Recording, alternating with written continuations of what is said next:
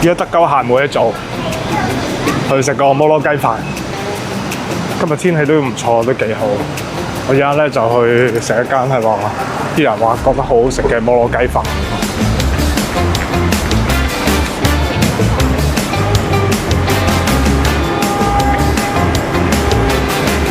今日帶大家嚟食摩羅雞飯，就係呢間嘢。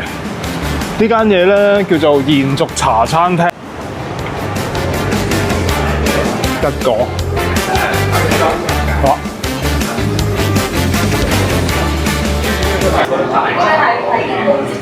試下嗰杯凍奶茶睇下有冇飲先，睇下茶味幾滑，等好耐啊，好肚餓，幾時先至嚟？等嗰陣咧，由細到大咧，我都好中意食摩羅雞飯。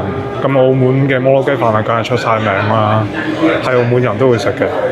咁我摩羅雞飯我都食過好多間啊，咁呢間我都係第一次食，真係唔知好唔好食啦。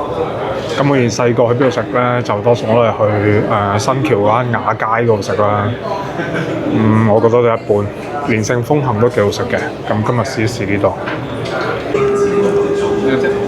好，見到好似真係好似幾正咁樣，係嘛？咁啊真係要試一試呢個摩羅雞飯係咪真係咁好食？呢個咧好香啊，行埋嚟就已經非常香，跟住啲雞都係脆脆地。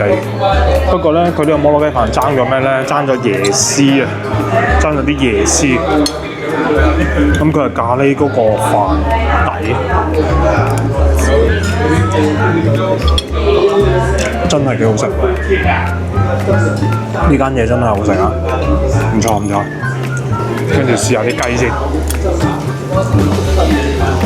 試下啲雞，啲雞咧一脆脆地，又有煙。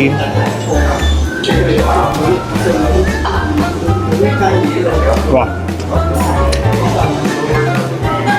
佢介乎喺煎同埋炸嘅之間，真係好好味。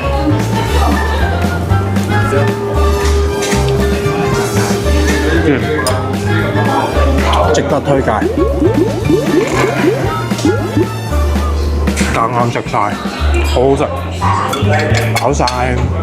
啱啱食飽啦，一句講晒，好食 ，very good。